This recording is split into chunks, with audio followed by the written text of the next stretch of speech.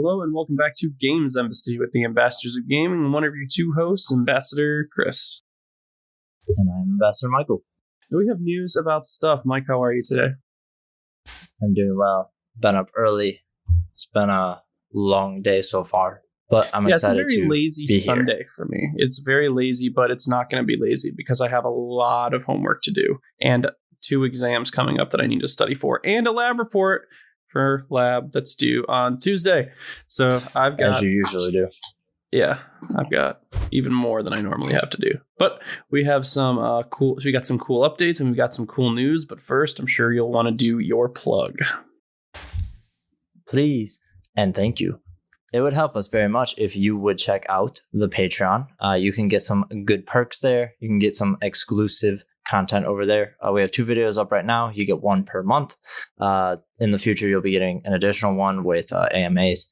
But until then, you get 1 exclusives and you get early access depending on your tier. You can also submit questions and concerns. The reason we haven't done that yet is because Mr. Case Hansen does not feel the need to ask any questions. I've had multiple discussions with him about this. Apparently, he feels he knows everything he needs to know.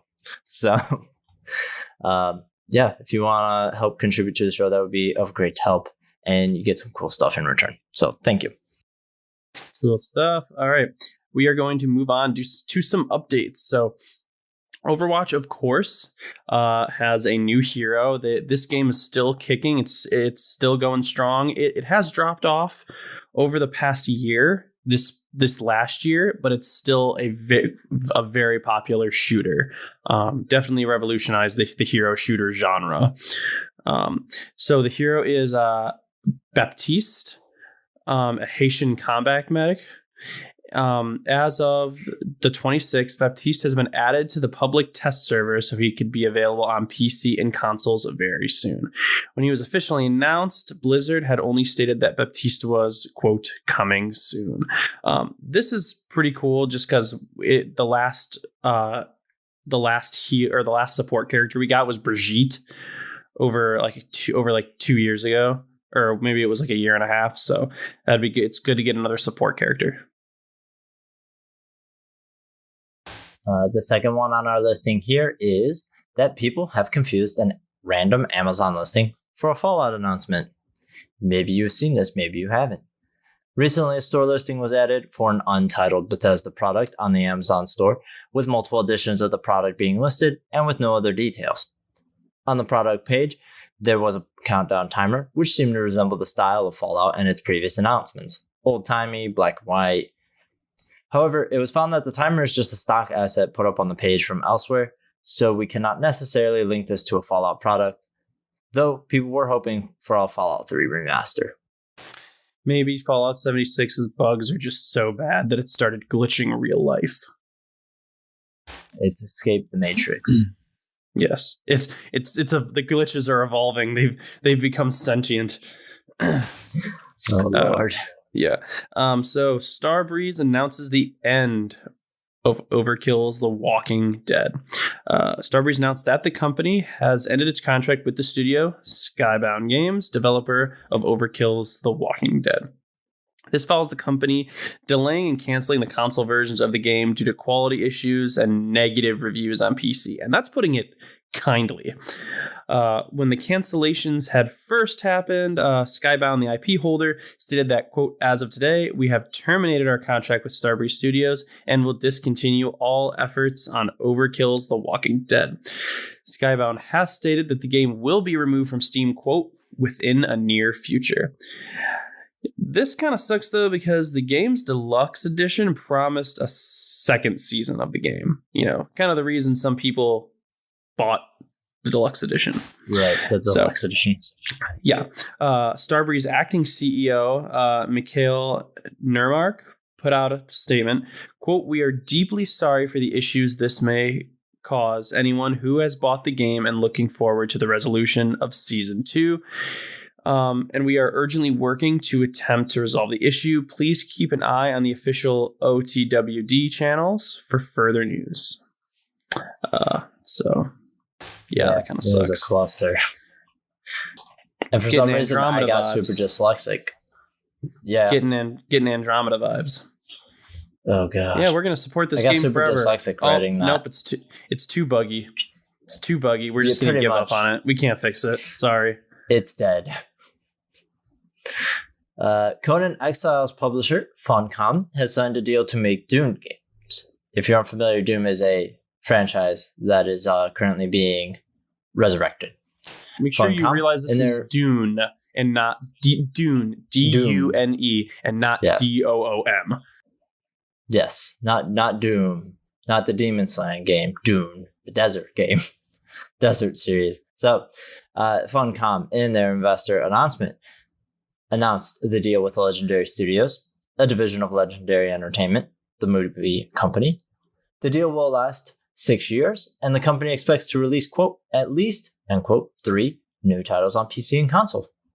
So Funcom had little to say about the games, other than that the one that is currently being expected to enter pre-production is at Oslo Studios, who is also the developer of Conan Exiles, the Conan MMO online game. So that's fun. Cool stuff. If you like Dune. This one I find pretty interesting. Konami may have an anniversary collection coming up. If you haven't heard about Konami in gaming news, that's because a few years back, they were basically like, yeah, we're done with games. More or less. More or less. They were also the giant of the NES era. Yeah, so. They basically came forward and were like, yeah, like, because don't forget, they also sponsor a bunch of card games as well, like Yu-Gi-Oh! And they basically just went, yeah, we're. In fact, if I recall, that was why Death Stranding, which is now in the make, that's why our Lord and Savior, that I'm drawing a blank on his name, Kojima-san. Yeah, our Lord and Savior in the gaming industry, Kojima, actually left working on the PT demo. Because Konami basically was like, yeah, we're kind of done. I think it's something like that. It was basically that Kojima and them got into a big argument, and Konami was like, we don't even care anymore about any of this crap. And so they still have a gaming division, as far as I'm aware. They just have no announced projects. They haven't talked about anything related to games. So, possibly until now. Australian classification. First I didn't even say the title. Yeah, they might have an anniversary collection coming. Or did I say that title? I think I did, actually. Fun stuff. All right. Australian classification. The ratings board for Australia has rated a game called 50th Anniversary Collection Arcade Classics by Konami. Konami is celebrating its 50th anniversary on March 21st. So... probably a stealth launch. Yeah. Because they did the same sort of thing with the Castlevania remasters. They're just like, here they are, basically. They'll be out soon. And that was it. So, Modern Warfare 2 might be getting a campaign remaster, as it was being rated for PS4 in Europe. The Pan-European Game Information Board has rated Call of Duty Modern Warfare 2 campaign remastered for PS4. Yes, that is the title. Rumors have circulated that the 2019 version of Call of Duty will forego a new campaign and instead supplement it with a remastered version of MW2's campaign.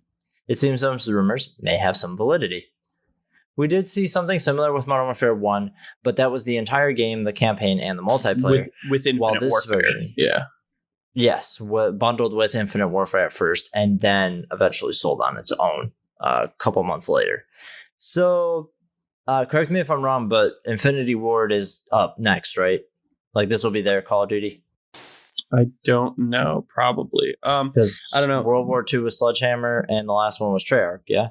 Black Ops? Black Ops vs. Treyarch. Yeah, you're probably right. This game, I don't know. This game's obviously going to have a Battle Royale in it, because it's like they come forward at the announcements, we have a Battle Royale mode, and everyone's just like, whoa, really? No, we all know you have a Battle Royale mode.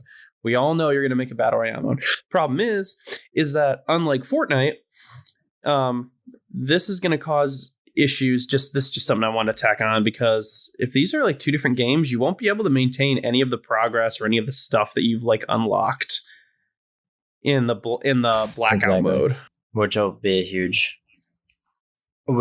a huge disappointment to a lot of players. So I think that's something to be concerned about. Definitely. Yeah. All right. And a follow-up on a story from last week, the PS Vita production has officially ended in Japan. The Vita can now be officially considered dead and abandoned. Sony Interactive Entertainment Japan Asia has updated the last two models on the Vita's page on their site to read, quote, shipments ended, end quote. So rest in peace to the little handheld that could. Little handheld that barely could. And for the rest of the world, it could in Japan, it barely could in Europe, and it couldn't in the West. Yeah, it came out at a bad time. Basically, it came out right before PS4 and it was competing directly with the 3DS, which, to be fair, didn't do well when it first came out either, but it eventually got good support. Don't forget, Sony was trying to be jerks and make when people were making games for the PS4, they're like, you want to make games for the PS4, you have to make it fully playable on the Vita as well. And they're just like, we're not doing that. Yeah, we don't want to do that because the touchpad is so bad. Yeah, because in fairness, the Switch doesn't even use the touch. It's touch screen aside from the home menu. Right, even Nintendo games barely use the touchscreen. The UI in Pokemon Let's Go looks perfect for touch, but you just can't use touch on it. It's weird. So, anyways, we can now get to the handheld that couldn't. I guess. I wish Sony had taken its hands off its neck for like 2 seconds. So that probably would have helped. Anyways, so the big news of the week, we have a handful here. So let's get into the fun stuff of the week. So let's get angry about something silly news. Can I pause you for a sec? I just realized on our notes here, you have all the good notes. Like, I'm kind of peeved.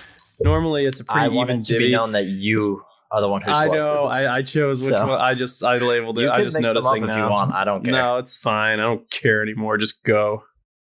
It's too late. Go. So Trials Rising, the newest Trials game from Ubisoft. If you're unaware, it is a 2.5D kind of racing game. So that arrived on Switch, and when it did, it had the incorrect screenshots. It had screenshots from the PS4 version and the Xbox version. Exactly. So it was released on the Switch on the 26th and again, had the wrong shots. So those shots were from the upgraded versions, the PS4, Xbox, and PC versions.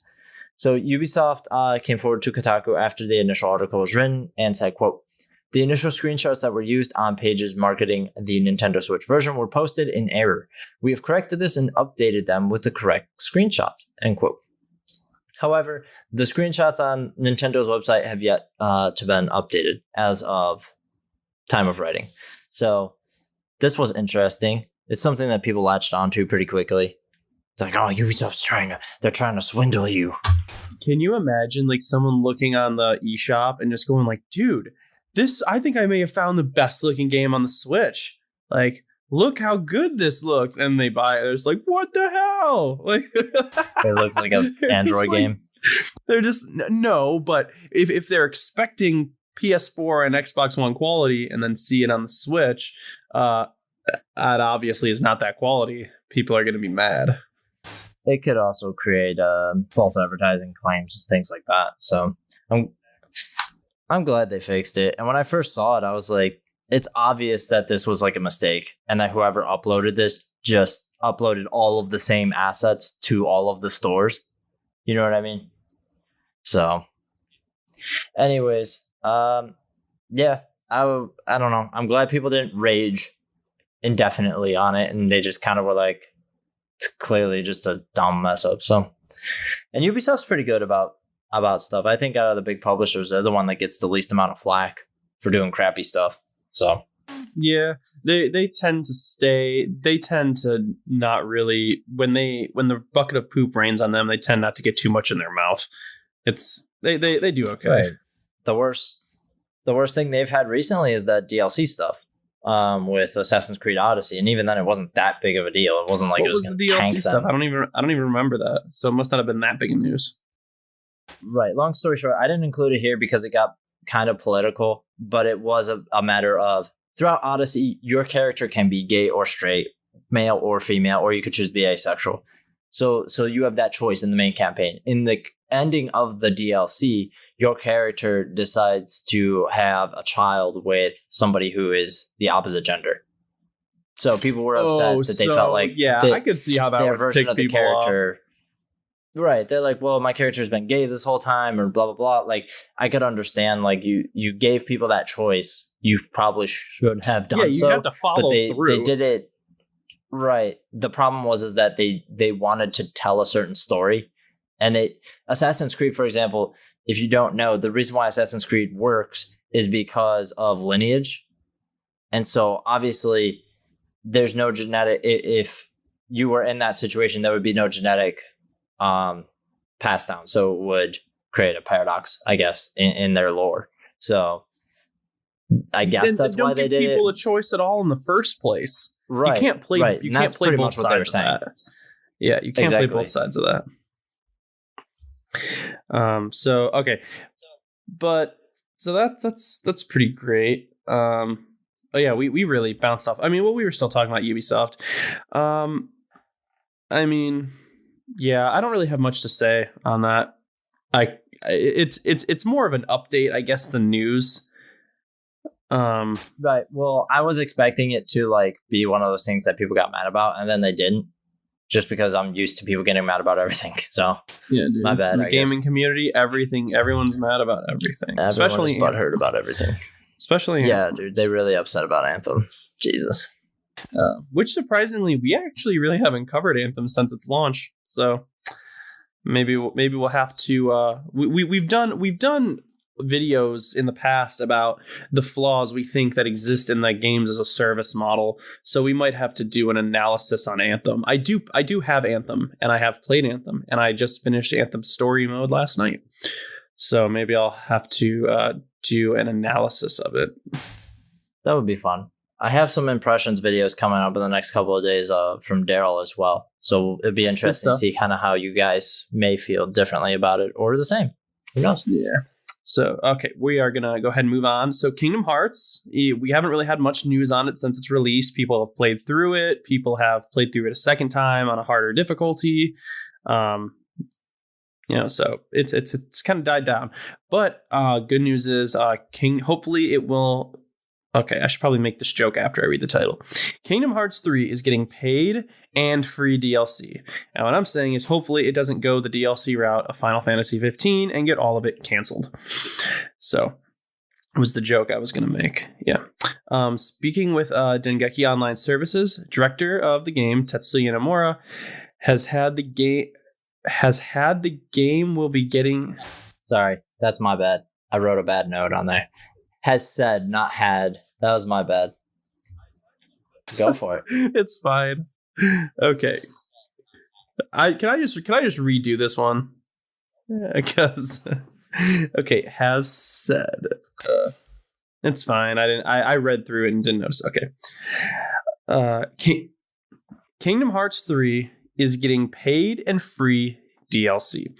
And hopefully it does not go the way that Final Fantasy 15's DLC went, as it basically all got canceled except for like one or two things.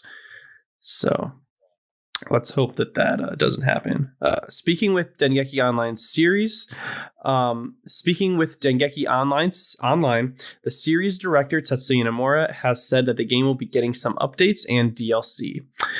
Critical mode is coming soon, and it will be like a revamped difficulty, not just increased health of enemies, but apparently the mode needs debugging, and it's causing some delays. Kingdom Hearts 3 won't have a final mix like previous versions, but will be getting DLC. The team is reportedly working to release the free DLC throughout 2019 and the paid DLC as one large pack, which they hope to have out before the end of 2019. So one of the things that I noticed about Kingdom Hearts 3 was it was the first Kingdom Hearts to not have a Coliseum. Yeah, which is a big portion of the end game. The first main series Kingdom Hearts to not have a Coliseum. If we're talking about 1, 2, and 3. Exactly. And the weird part is that the Coliseum is one of the worlds. Like, it's still in the game. Like, Hercules is still in the game. So the Colosseum is still, I guess, would still be accessible, but it's just not there. So I think that's the biggest world too. Herc's world is huge.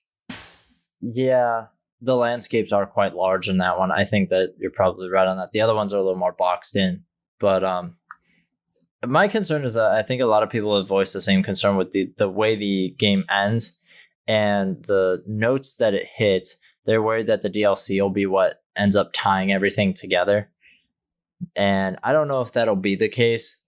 I'm hoping it's not the case, because that would be kind of crappy, especially given the history of this game. So I'll just wait and see. That's kind of the approach I'm taking to it. But I'm excited that there's more reason to go back and play the game besides just getting achievements and trophies. So I agree. I'm not sure exactly how Kingdom Hearts normally does their post story. Like when I say that, okay, so when Breath of the Wild came out, its DLC actually takes place during the main game. Like when you beat the boss, and then you reopen the game back up, the save file just puts you right back before you fought the last boss. Like, do you know what I'm saying? The game doesn't actually ever pass that point, and then the DLC just takes place during the story. Like, you can kind of do it like anytime. So I'm wondering if this DLC is going to go a similar way, because when you beat Kingdom Hearts 3 without any spoilers, you go back to right before you beat the boss. So right I'm wondering if the final battle. Exactly. So I'm wondering if the DLC is just going to be a story within the story, or whether it's going to actually be post story, but your game, it just has to recognize that the game file has beaten the boss, the final boss. Kingdom Hearts saves do recognize when you beat the game. They usually stamped with a Mickey symbol, or something. Yeah. So it probably will. I'm not sure how they'll do it, because for example, the Spider-Man DLC is a completely different map. Like and by that I mean it's the same map, but it's not populated the same as the open world. So it might be that way as well. It might be like an in-game menu. You know what I mean? After you open your save file. So I don't know. We'll just kind of have to see how it goes. I am excited for it, but I think they need to give us more information. I'm willing to bet we get that at like E3. I really hope they explain. Okay, well, we can't get into that territory without spoilers. So exactly, complete the game, and then you'll see what we're hoping gets tied together. So we're going to go ahead and move on from here. So, big fun news in Xbox category. 343 says that Halo Infinite will be a spiritual reboot. I was pausing for effect because I didn't know if you were going to say something, and you didn't. I'm disappointed. No, I mean, I kind of think it needs it, but we'll get into that after the fact. All right. So Bonnie Ross, 343's Industries boss, spoke with IGN and said, quote, "We're kind of calling it a spiritual reboot. It's kind of how we've talked about it." End quote. So I'm sorry, this is a long quote. Let me just go through all the quote, and then we'll talk. So, quote, "There has been a lot of introspective time to really reflect on what we have done at 343. Where have we made mistakes? Where have we hit it right? What does Halo mean to all of us? That Halo Infinite reveal trailer we did is what Halo means to the studio." She went on to say, "Maybe it took us 2 games to get there, but I think we've done good things and bad things. But what does Halo mean to us? It is about hope and wonder and heroism and humanity and community and bringing a community together. That's what that trailer is. And that's what we want to do." End quote. So when they say a spiritual reboot, I want to point out they're not saying that they're choosing their words very carefully. This is not a reboot. This is not they're very clearly going to acknowledge the past story, but I think that they might be completely abandoning it. Possibly. I think that they'll acknowledge the story that has happened, but I'm saying the game that comes out won't follow that story. Halo 5's been out for a while now. So I'm not really too worried about spoiling it if you haven't played the campaign. So remember that Bungie made all of the games up until, and the last one they made was Reach. And that kind of concluded, it was a nice little prequel. The story was concluded with the whole Covenant War and everything. Halo 4 was a nice post story, I thought, which was also made by 343. That was their first game that they made, which I actually really liked.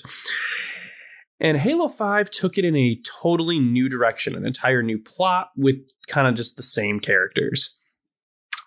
And I didn't like it. Right. I think I'd agree with you on that. Mechanically, it's good. Like, it plays really good, but the story was like...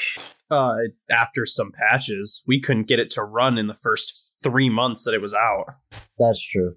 I haven't even bothered trying since then. But story-wise, yeah, the story, I think, was one of those issues where, like, it didn't hit its stride until the very end. And then when it did hit its stride, it's like, oh, it's over now.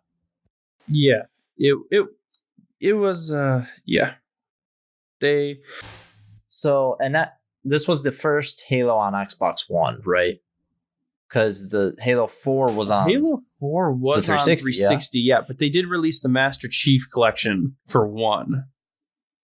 So that you would have some Halo games to play on one, even though the Master Chief Collection was broken until they entirely redid it. Which It works great now, from what I read. I don't know. I haven't tried it. If we're following industry trends, and you may have noticed this less because you're not as on the pulse about it as I am. Spiritual reboots are the thing now, so that you can acknowledge the previous things that have come before it, not discrediting them, and then building upon that, but also, like, for example, we talk about it all the time. Episode 7 of Star Wars is basically just A New Hope. Like, it's basically just the same movie. Doom 1 is basically the same thing as the original Doom, just updated. But it acknowledged its predecessors. So I think that's probably what you're going to see here, where they kind of just, like, acknowledge, like you said, everything that's already happened, tie up that storyline from 5, and then just kind of soft reboot the series from there. I don't think they're going to tie up the storyline from 5. You don't think so? You think they'll just ditch it?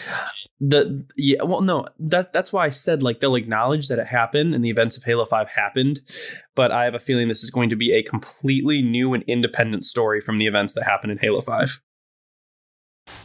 That would be interesting, especially because it seems like Chief is going to play a more important role in this one than he did in 5. Yeah. Well, that was one of the complaints people had about 5, was they were like, I mean, yeah, this new Spartan is cool, but, like, we've been following Chief forever, like, and all of a sudden he's not the main focus of the story. Right, and even with Locke, I think it would have been more ballsy, I guess, if they had just been like, okay, well, we want to take a break from Master Chief.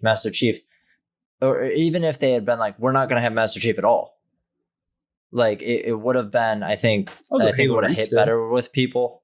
Yeah, that's what I'm saying. I think it would hit better where they're like, okay, let's tell this story from somebody else's perspective. It's still technically about Chief. Like, if, for example, I think the reason why the game is the way it is because the story didn't get fleshed out the way it needed to. And that's why it is the way it is. But if the whole game had just been, let's go find Master Chief, we have to get Master Chief, and that's what it was about, it could have been really enticing. Yeah. I don't know. It wasn't. I don't think we're here to debate which stories we liked or what we think would have gone better. I think that I just think that this is going to be I think they're going to abandon the Guardians storyline. Who knows what's going to go down with Cortana? Who knows? Like, they could totally just say, like, hey, I'm glad we got you back, like, after all the events of whatever happened last time, and don't actually show how it happened. You know what I mean? They're just like, oh, Cortana's back. Like, yay, let's move on, kind of thing. We're skipping right over it. Yeah. I think this is what the series needs to. If they really 343 bought this, they bought this game, and I thought that the game was tired as it was. You know, Halo 3 was a really nice conclusion, and Reach was a cherry on top.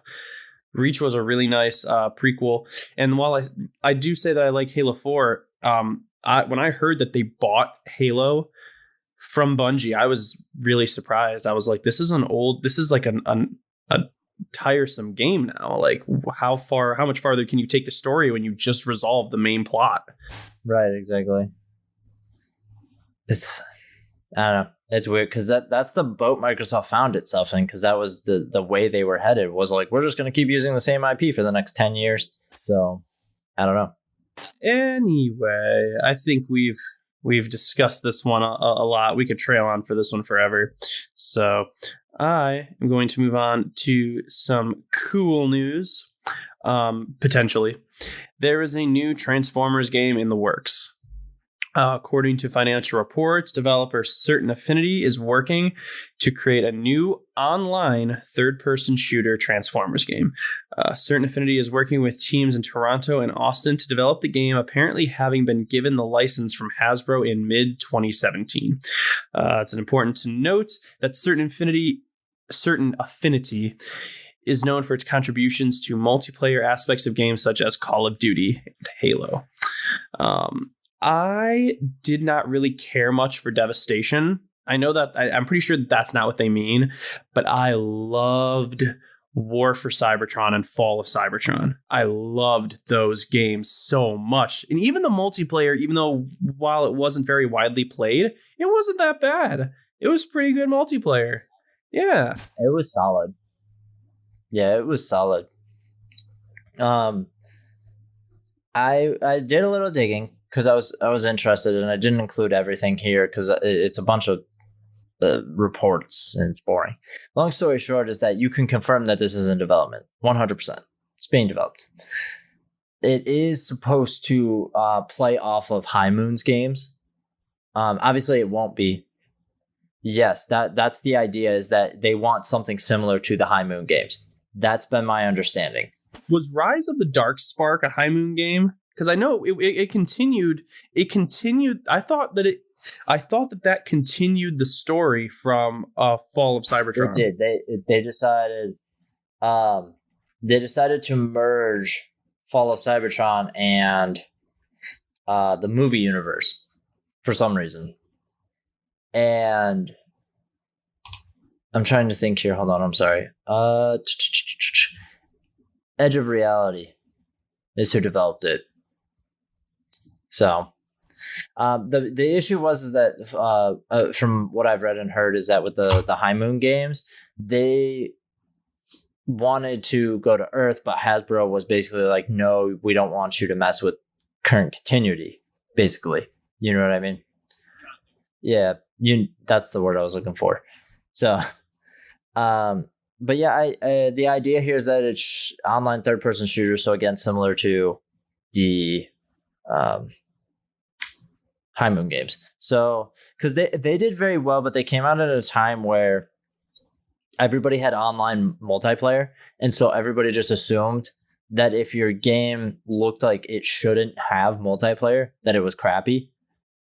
Yeah, so everything had to have multiplayer. Rise of the Dark Spark didn't, though. But I think we went over this. That one's not counted in the. Is that one not counted then in the line? Considered canon. It's considered canon in the High Moon games, yeah. But High Moon didn't develop it. They just took the assets from the games that they made, yeah.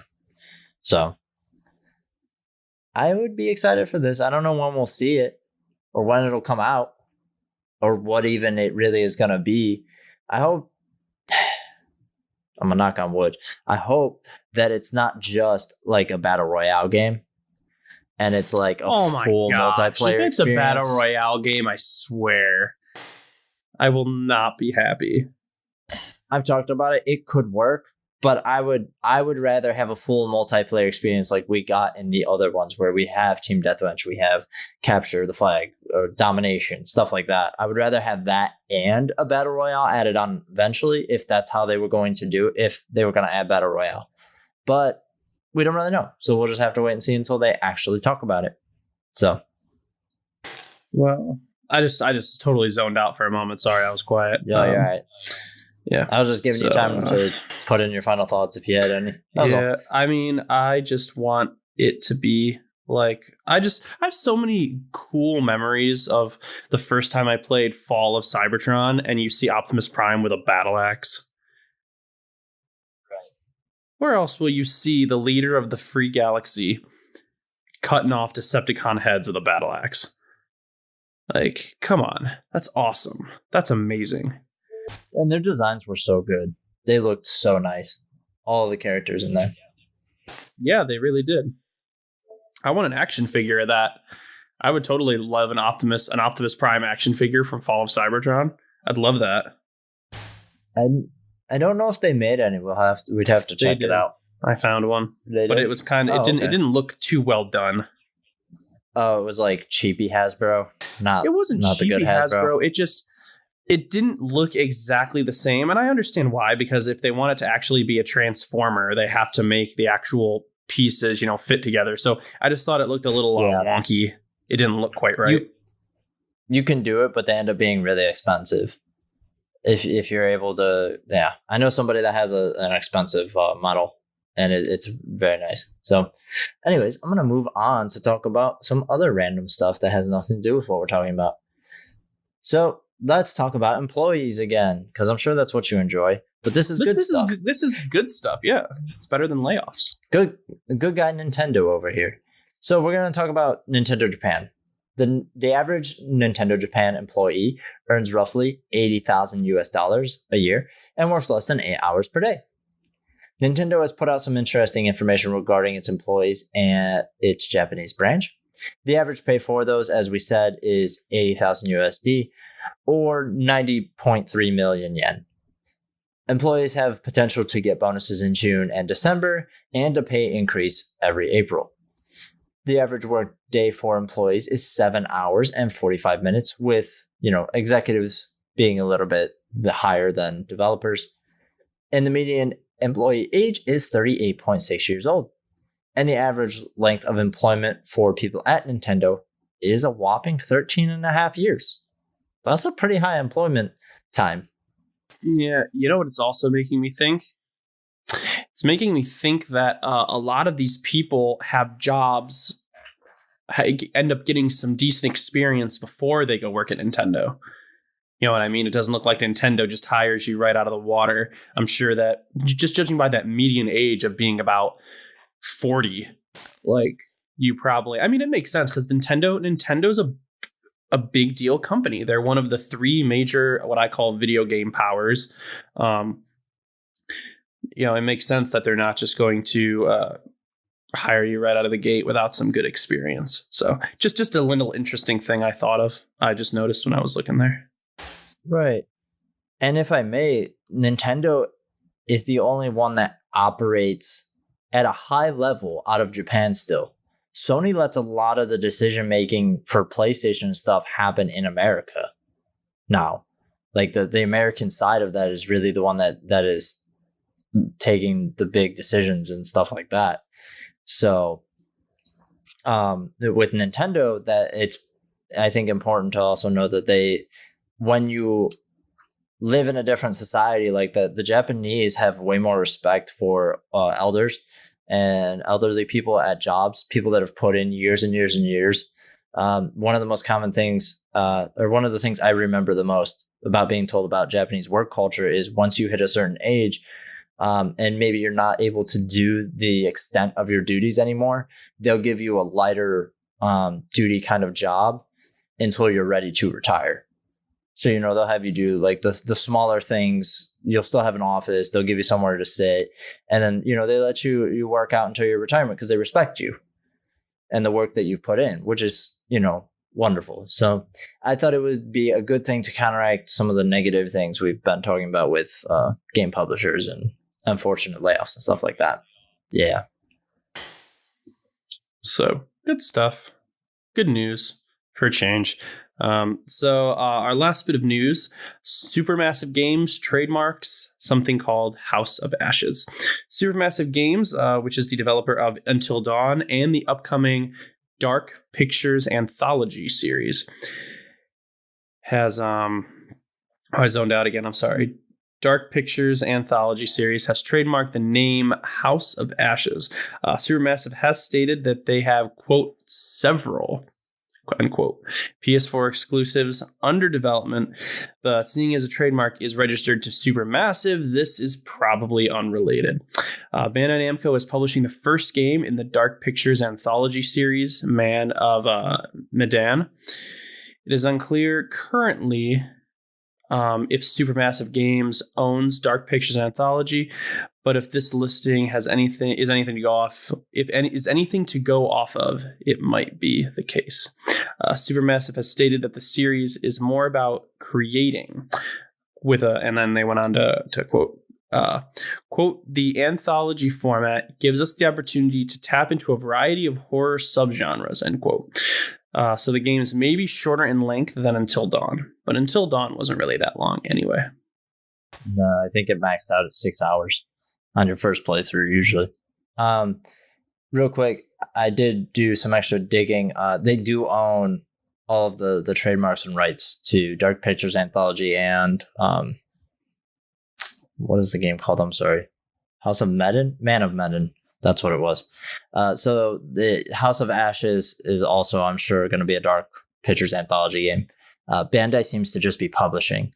So it's probably a deal where they're just giving them some funding and taking some money on the back end from sales. So be interested to see how this turns out, because Quantic just got basically bought a big stake taken out of their company. And now they're publishing on multiple platforms. So if Supermassive could self-publish at some point, I think that would be interesting as well, because it seems like that might be something they do as well. All the kids are doing it. If they, that's true. So I don't know. I want to see it. I want to see more of it. Unfortunately, I don't really have I don't have a dog in this fight. I was not really into Until Dawn. I'm not really big on horror games. I like watching horror games, but they just never were something that appealed to me to play. But moving on from here, I wanted to point out the fact that we did not talk about Pokemon. Not that we don't dislike Pokemon. Yeah, not that we don't like Pokemon. It's just the reveal trailer was pretty cut and dry, and maybe once we get more news, we will actually give it a go. But until then, everything you need is right there in that reveal. I think it's like a 15-minute Nintendo Direct. So yeah, it's not even very long. So but we will add that in as more information for it comes out. But anyway, that's going to be it for us. Try and check us out at least once a week. That's how often we try and do this. And we are going to go ahead and get out of here. Have been, and shall always be Ambassador Chris. And I'm Ambassador Michael. And we will see you next time. Goodbye, friends. We're gone.